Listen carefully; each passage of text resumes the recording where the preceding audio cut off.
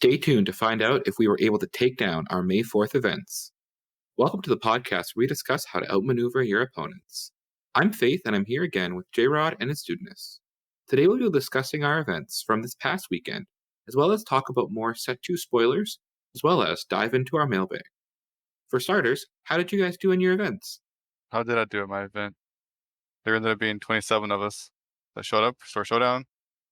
We played 5 rounds of Swiss. I went 3-2 to barely squeak in for top 8. Get my top 8 Mace promos, pretty cool. I was playing Leia Red, of course. First match was against Vader Green. It went to game 3, but For Cause and K2SO are good cards, as it turns out. Secured that. Next round was against the Green Bobers, and that went to game 3 as well. But games 1 and 3, I went Space and Prey, and it worked out, so crushed it there. Round 3, I play against another Sabine, and I barely lose in game 3 because he finds the second For Cause with his first For Cause. And I think without that, I might have been able to squeeze out that game. Just barely. Chaining For Cause is always a hard line to come back from in any matchup. It's like, oh man. But and then round 4, got another Vader Green. Both my Vader Green matchups, so I was playing one Ewing main deck and one Ewing in the sideboard. And those were very clutch in both of those matchups. So crush it there. And then very last round, I'll play against Han Green. And again, comes down to game 3. And if he doesn't waylay my K2, I probably can secure that game. But it's one more close one. But as it turns out, the guy that beat me in the final round gets 5th. I got 8th. We got the exact same price support. So, could have been worse. Overall, though, sounds like it was a great event. It was pretty fun. I mean, didn't hate it. My brother was also there. He went 3-2 with Red Chirrut, but he finished 10th. Just outside. Just outside. His tiebreakers were not as good as mine. Cash me outside. How about that? Were there any homies from Garbage Rollers there? No, Oh, they didn't get to go. there was not. In fact, most of the players there I had never seen before in my local. It's my first time I'd ever been at this particular store. Oh, okay. Makes sense. Makes sense that you go to different stores for showdowns. There's not necessarily weekly. Yeah. After, on May 4th for myself, I went over to a store that was new to me, Dreamer's Vault Games in Champlin. And they had a showcase series where first prize was a Boba showcase. Second and third prizes were Hyperspace Vaders. Fourth prize was Foil Vader. And then to round out the top 8, there was some store credit. And so it was a pretty exciting event. We ended up getting 67 people or 68 people to it. So it was a pretty big event. It was 7 rounds, and then it cut to a top 8. I was playing the homie Green Krennic deck. That is definitely a boots on the ground version. So there's 0 super laser blasts, 0 vigilances, and 0 Avengers. And it just tries to get a lot of boys with damage on them and then dealing a lot of damage. I ended up going in the rounds. I ended up going 6-0-1, but so that means I had 6 wins, 0 losses, and a tie. But technically, in this game, ties count as losses. So my record after the first 7 rounds was 6-1. I finished in second place after all the tiebreakers and everything, and so I went into the top cut in second. And this tournament was, if you were the higher seed, you got to play first. And I ended up versing a Vader that I ended up versing earlier in the 5th round. And in the rounds, I ended up beating him 2-0. In the top cut, I ended up beating him 2-1. So it was a very close game. And then in the semifinals, I ended up versing a Boba Green deck who already had a showcase Boba. So I wasn't too upset beating him. And then ended up going to the finals, and I ended up having to leave before I could play my final game, so I had to just drop in the finals, and I ended up coming second place overall. The person that I would have played in the finals, I ended up playing in round 7. He was playing Green Luke, and we had a great match. I ended up winning that one 2-1, but I ended up winning with literally 1 second left on the clock before the match ended. And I ended up winning because my Piet ended up attacking him for 1 damage to just narrowly beat him out. He had like a home 1 on the board and I think a few X-Wings, and so it was a very crazy game. I had my walkers out, so I had reinforcement walkers attacking with Piet ambushing. I think that game I may have played a Devastator. Yeah, I think I did play a Devastator as well. So it was just a wild game all around.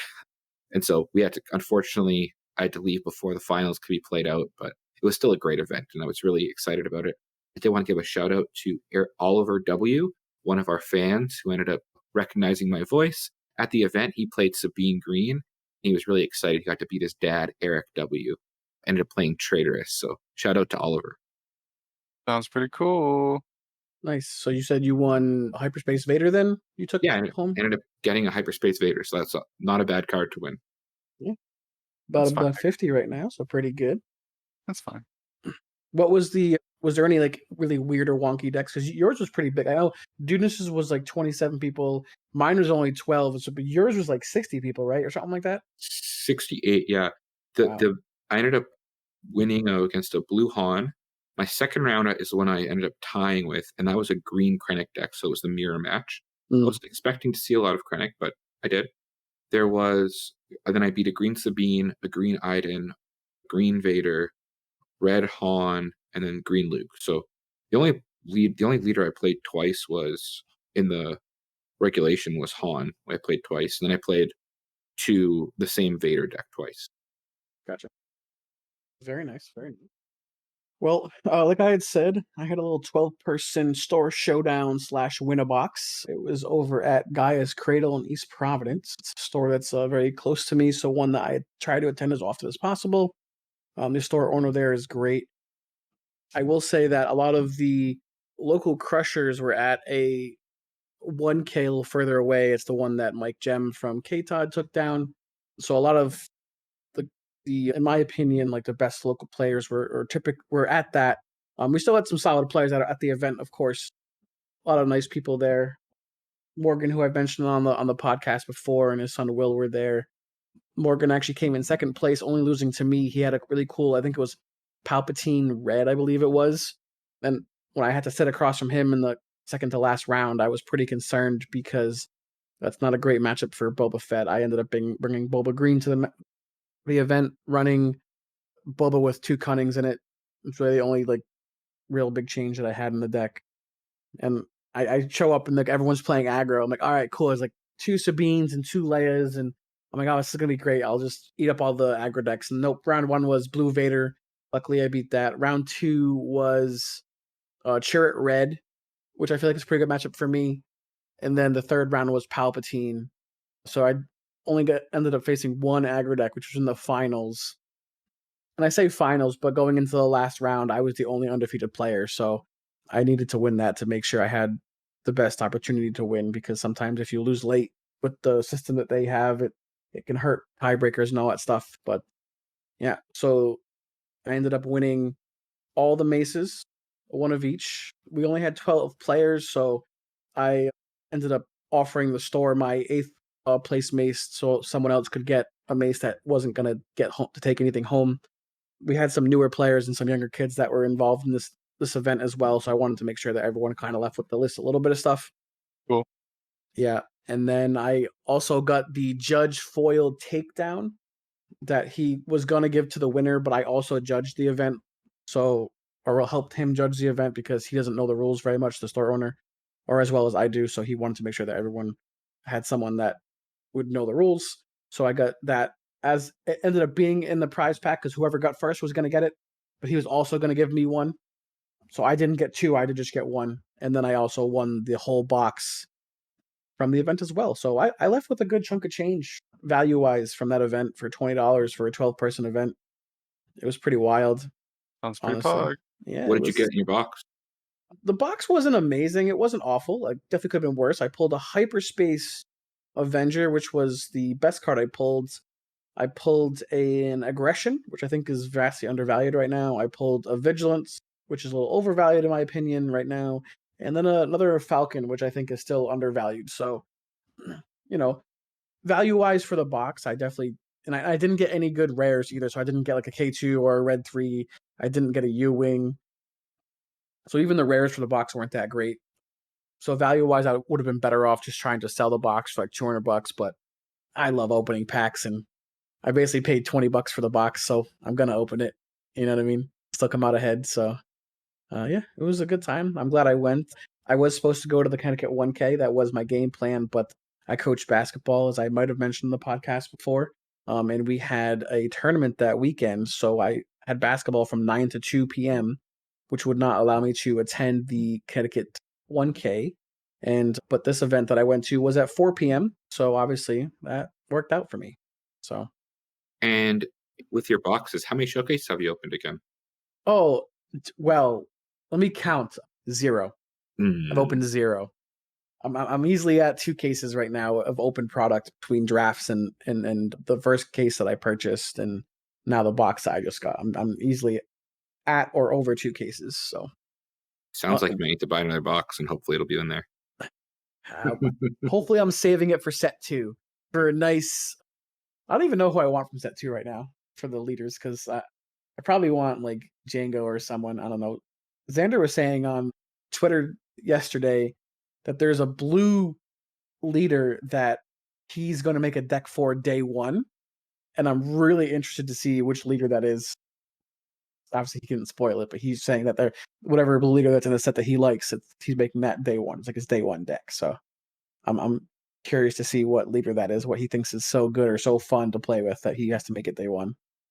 So now we've all kind of talked about our May 4th events. Are there any other events that you have before set 2 comes out? Anything big that you guys are going to be playing in? As of this recording, tomorrow I'm going to a 1K here locally. Here we go. Nice little 1K. A little 1K arena. So Well, since this is coming out on Monday, what are you planning on bringing to that event?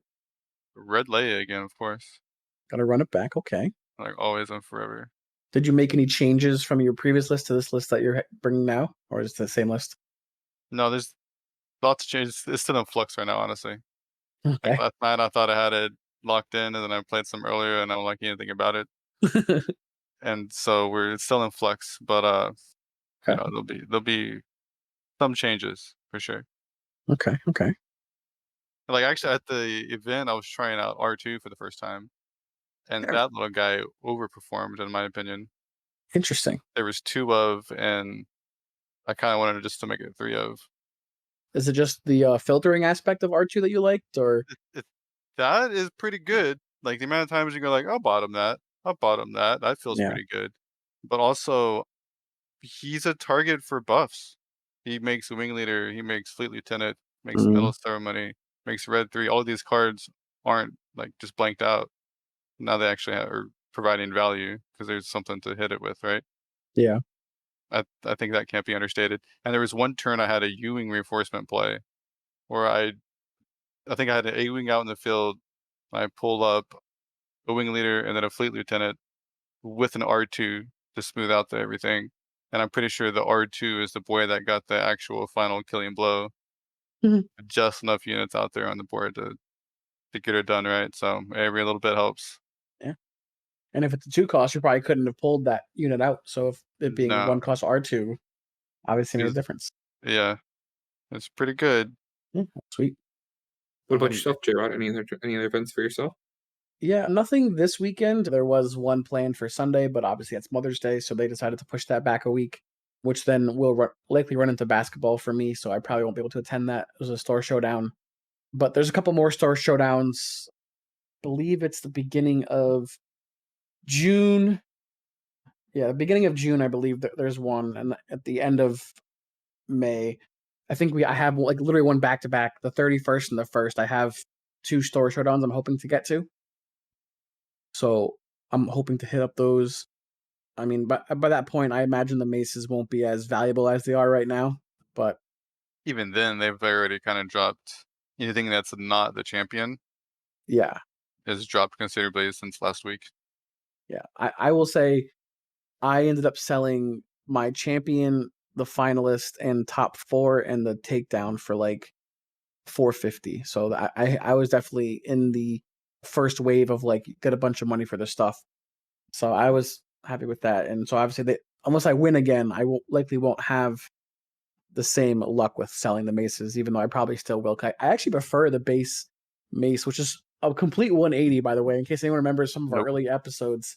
I was the big proponent on, I'm just going to get the maces from the top 8 and trade away my other maces for other legendary cards.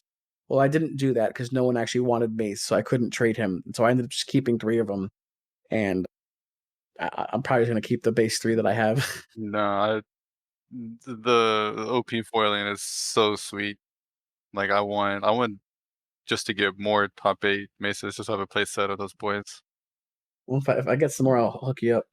Like right now, they're kind of base was like 15, top 8 was like 18 or something like that. I don't know why you wouldn't just buy the top 8 every time, dude.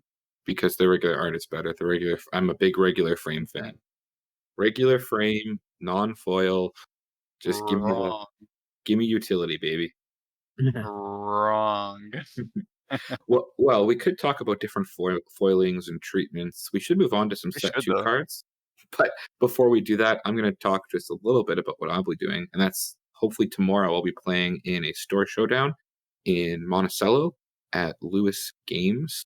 That's, I think, the name of the store. And then hopefully next weekend I can get out to another one as well. So hopefully 2 store showdowns coming out for me, and we'll see how I do. Bringing Green Krennic, most likely. Very nice. So this last week and this week, we've been getting a lot of spoilers for set 2. Kind of, we're not used to this, especially with the slow drip that was set 1. So, which cards this week did you guys find interesting from that we'll be getting in set 2? There's a few spicy cards that have been revealed. The Green Hero Boba Leader, which I was so sure was going to happen, and then sure enough, he dropped.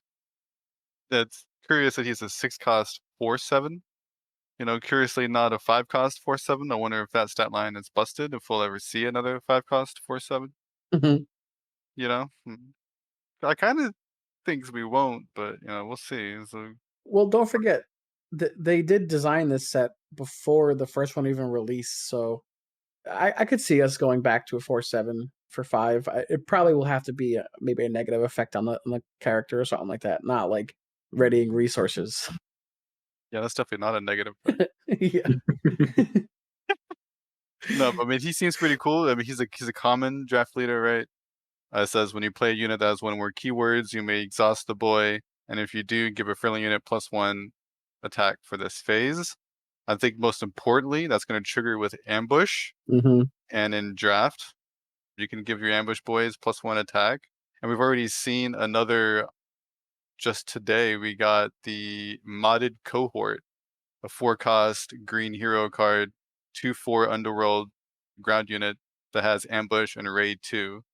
So this card is obviously pairs well with the Bobers. You've got a 5/4 ambush. You basically build your own syndicate lackeys on turn 4. That that's gonna that's gonna do some work in draft. I'm calling it right now. That's Yeah, gonna ruin some people's day in it's draft. it's Shout out, basically escort skiff, right? But Yeah, but better. better. Yeah, exactly. So like, but the thing though, like raid is weird. It's like yeah, it attacks as a 4/4, but it only defends as a 2/4. Mhm. And it defending as a 2/4 means that whatever attacks into it is probably gonna stick around, which means it's not nearly the guaranteed 2-for-1 as an escort skiff or a syndicate lackeys are. Because when you're attacking into 4 or 5 attack, you're more likely gonna have to kill off whatever unit you're trying to finish it off with. So it's like it's good, but it's only good on the attack. So I think it's gonna keep the power level of this card down as much as it could.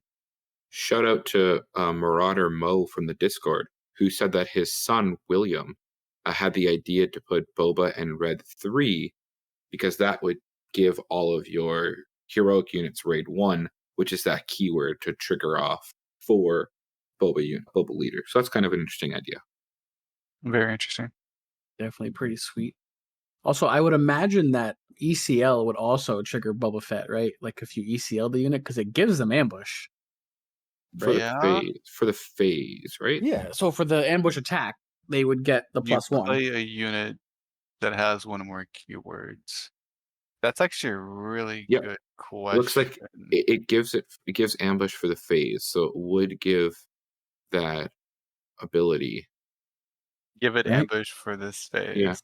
Yeah. Yeah, Yeah, that yeah, seems it might So and that's then when might he be is pretty deployed. cool, man. Might be pretty cool. The interesting thing about Boba Fett leader on his undeployed side is you give any friendly unit the +1/+0, where on his deployed side, it only gives it to those that have the keyword. So it's kind of like it's just some interesting dynamic. uh, no, it's a little different. It's on attack on his front side, and on his flip side, everyone just has +1. It's not when they attack. Oh, true, true, true, true, true, true, true, true. But the fact still on its undeployed side, when you play the unit with a keyword, like if it doesn't have ambush, you could still give one of your other units that doesn't have any keywords the +1/+0. Excuse me. Yeah. So that's kind of an interesting thing is that it doesn't need to have ambush to even get the benefit. Not to discount what you're saying, how good the unit is. Yeah. Let's see. My favorite card, honestly, and I think I might be in the minority here, but I think the most playable card that's been printed right now is Top Target. And I really think that's going to be a card that dramatically helps the control decks stay alive against a lot of these aggro decks. And I don't know if it's going to be a main deckable card by any means, but I definitely could see it being like a good card to sideboard in if you're already wanting some kind of bounty hunter or some kind of bounty thing in the deck. There's a It lot of good cards we've gotten, so it's gonna be Mhm. tough. Yeah. Just to be clear, top target is a one cost vigilance. It says attached unit gains bounty, heal 4 damage from a unit or base. If this unit is unique, heal 6 damage instead. And it also says if they can be captured as well, which I think capture is going to be more of the heroism side of things. So it means it would work in either one.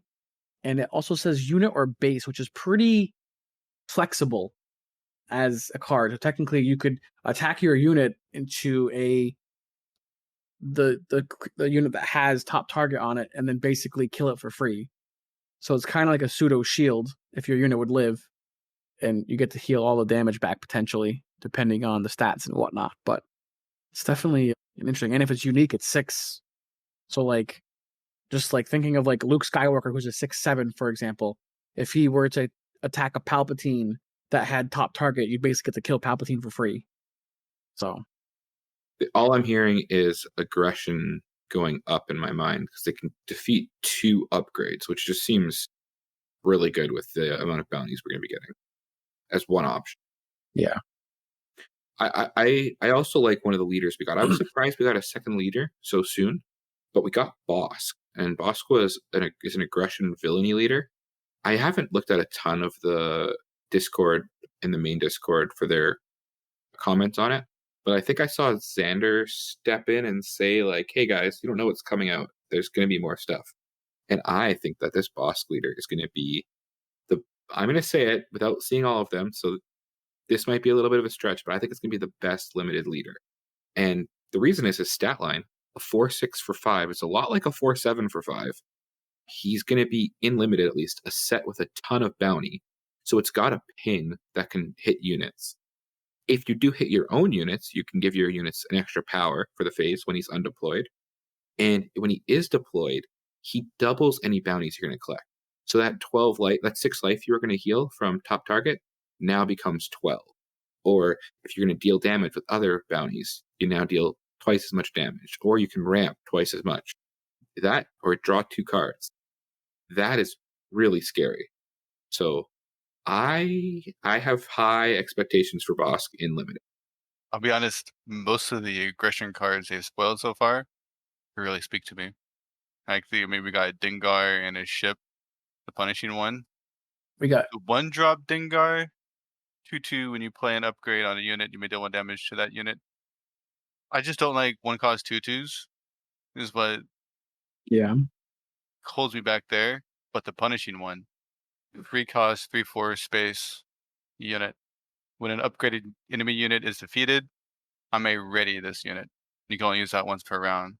But it's important to note that the punishing one doesn't need to be the one doing the defeating. Mhm. It just triggers when another unit is defeated. And that card really makes me feel things. Don't forget That the other red villain card we got spoiled today. on Friday. Jango Fett. The Janksters. Sadly, not a Mandalorian. I think that's a little flavor miss there, but that's okay. But I mean, the card itself is great, and this could be a little biased because I think that the 4-drop slot doesn't have too many great cards, but Django definitely feels overstated for that like cost. He's a aggression villainy 4-cost ground unit. He's a 3/6 underworld bounty hunter. While attacking a unit with a bounty, this unit gets +3/+0 and gains overwhelm. And then when this unit attacks and defeats a unit, you may draw a card. So, a great card to have. I also think pairs phenomenally well with ECL. I don't know what else you could want out of a 4-cost. Also, if you just play it out against control, they can't just play takedown on it, which is a pretty notable thing that they have to actually like do a point of damage and then use takedown. So that's not too shabby from a Jango Fett there. I Am imagine. I crazy, or am I like, if it didn't have the last line of text, it would still be good? I think it would still be good. Yeah. So going back to the beginning, it probably doesn't have Mandalorian tag because if you look like Underworld is 10 letters, Bounty Hunter is 2 words. So that's like, and then Mandalorian's not a short word either. I think it's just there's just not enough space. I think they would have probably included it if they could have fit it, but it probably didn't look Yeah. nice with all those I'm letters. I'm actually looking at another reveal, Chrysanthemum, who happens to be Yeah. an Underworld Wookiee bounty hunter. And I mean, if you can fit Wookiee, you can fit Mandalorian. Mandalorian is like a couple more letters, and that looks very tight. I I'm hear just what you're saying. saying. I hear what you're saying. I mean, this is another guy we haven't even talked about. I was going to mention him next because I love me some Chrysanthemum. In all these, so he's a 5-cost aggression villainy ground unit, obviously 3/7 Underworld Wookiee bounty hunter. We just said that. And then when played, if the enemy unit has a bounty, you may ready the boy. So like the red villainy seems to be the bounty color. That's their synergy. That's everything they're doing, right? Like all the colors have like a sub theme for the set, right? Red villains theme for this set is 100% bounties, and I think the deck is going to be sweet. Honestly, I'm excited to build this bounty deck more than any other deck, I think. But We're saying not only does he ready though, the enemy unit has a bounty. On attack, you can choose a ground unit and you may deal 1 damage to it for each damage on this unit. So as he's taking more damage, he's just sniping more things more and more. And he's got 7 health, which is a lot. Not many things deal with 7 health on 1 shot. So this guy might be a menace. And he's only uncommon too. Like And there's been a lot of cool uncommons released mhm. that are just like, yeah, dude, like uncommons are cool for draft. Like you're gonna play with this guy in draft, and he's gonna be fun. And just to be really clear about how powerful that ability is that Chrysanthemum has, is it basically gives him first strike, or basically he's going to deal his damage, and if it would defeat the unit, he won't take damage back. So let's say, for example, he's got 6 damage on him, right? He can then attack and deal 6 damage to a unit before the unit deals any damage back, assuming it has 6 or less HP. So you could just go base and snipe something off. Mm-hmm. So I mean, yeah, this guy, a lot of these spoilers seem really cool. I But would then you have be some cards like Freetown Backup that do not spark joy. I would be remiss if we didn't talk about the armor a little bit. It seems like a very fun card. It's a 5-cost, 3/5 vigilant heroism unit. That's a Mandalorian, and when played, give a shield token to each of up to 3 Mandalorian units. Really cool, as has been talked about on the internets, that this can give itself a shield. So you are playing basically at worst a 5 for a 3/5 shielded, but it also gives your homie Mandalorians also a shield, which the Mandalorian units won't upgrade, so it works really Yes, well. it's important to note that the shields in this case, or most importantly, an upgrade to trigger all their upgrade synergies you're going to want to have. You know, it's when if you like one lady, if you attack while she's upgraded, you can deal 2 damage to another ground unit. She costs 4, armor comes out at 5. I see a curve there. And another great card, if you get it a turn earlier, is Rose, which a 4-cost vigilant heroism unit, 2/6, and she has shielded, but on attack, you can defeat a shield token on a friendly unit, and if you do, you give 2 experience tokens instead. So she can attack right after you play the Mandalorian, crack one of those shields or her own shield, and give them 2 experience counters is pretty strong. Yeah, I mean, also putting shields on like your leaders, so with a Bo or with Sabine, it seems like those are both really solid options to be putting shields on. And I like Dudeness's line where he said, you deploy Sabine, and then like next turn you can play the armor, and you basically guarantee yourself like 2 shields. So Mhm. I like that a lot. Any other cards that sparked joy from the ones we've gotten? Any other cards that spark joy? Um, Great way to phrase it. I know there's some people on the internet that are very afraid of price on your head, because if you go second and your opponent plays, let's say, a Viper Probe Droid on turn 1, and you play price on your head, and then turn 2 you ECL your super laser tech into price into the bounty target. bounty target, you're basically gonna on turn 2 be on 5 resources. You can flip Boba Fett, right? For Yeah. those of you that don't know, price in your head is the 2-cost green bounty that just says put the top card of your deck into play as a resource. So it's a ramp card, but it is conditional. You must kill off an enemy unit. You must spend 2. So it's a little bit of a perfect scenario land, but it definitely can happen. Yeah, and I mean, if this play becomes too relevant, then I imagine at some point it'll just be like you just can't play 3/2s anymore, and you have to play Or 2/3s where you just make sure you play turn 1 space. or Right? that. Yeah, Well, I'll just play 2 cartel turncoats. yeah. Your turn. It's crazy to think that we talked about these spoilers and no one mentioned Fennec Shand, but I guess we'll just have to move on to the next topic then. I'll move on to the next topic. No, I want to talk about Fennec. I love Uh, my girl Fennec. What do you mean? so we'll go to the mailbag now, and we will answer. Beholden has his question. Give a prediction for a leader we will see and their aspects. We've got a few. We got a few leaders already. What else are we thinking we're going to see for leaders?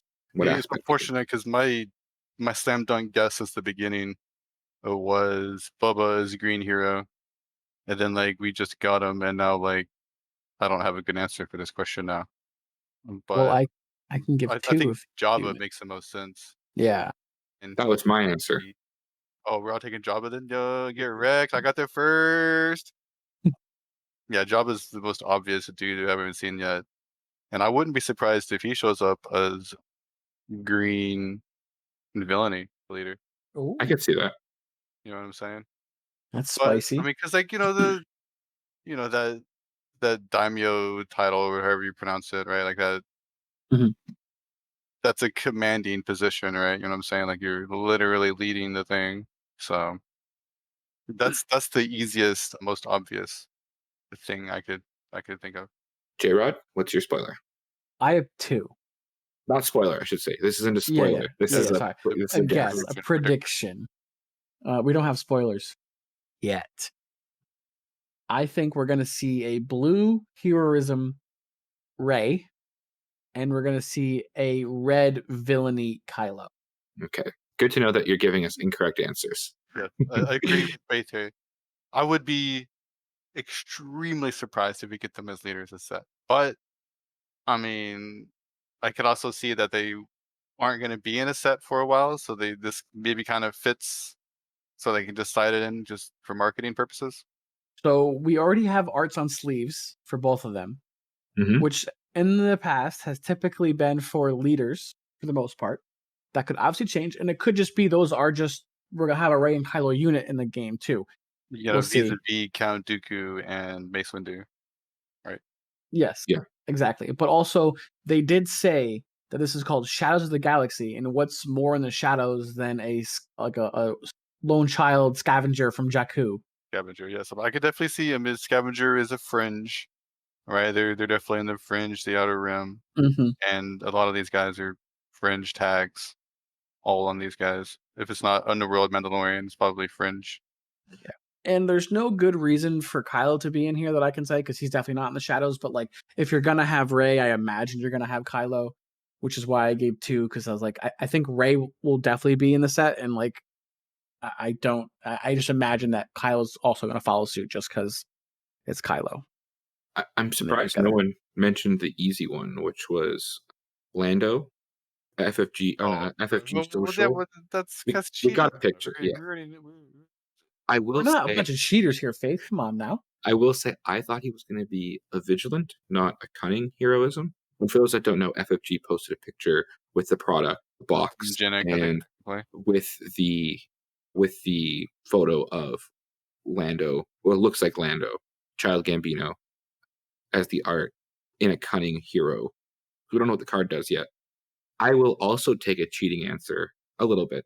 And if you're going to use sleeves, I'm going to use the leader on the box. And I think we're going to get Darth, we're going to get Maul, formerly Darth, or some kind of crime syndicate Mm-hmm. person as a leader. And I think it's going to be cunning villainy. Oh, It's going to be my guess. I think we're going to get a Darth Maul unit in aggression comes up 3.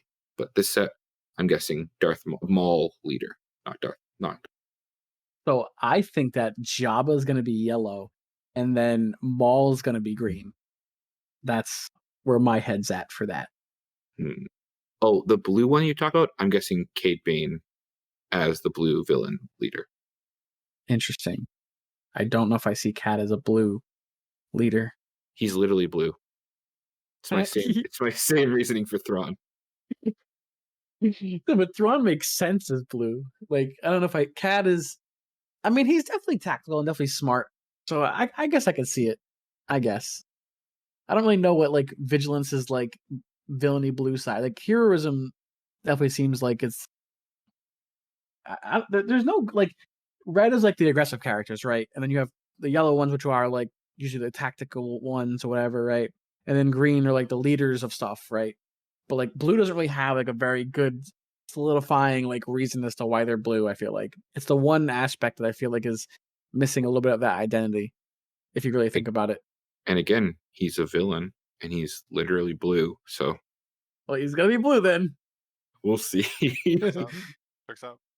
Well, thank you very much, Beholden, for the question. Shout out to him. He was at my store. He was at the store showdown. He got top 8, so congratulations to him. And yeah, let us know in the comments what your favorite card spoiled in set 2 is, and which leader you think is going to be coming out. Thank you for listening, and we'll see you next time on Outmaneuver.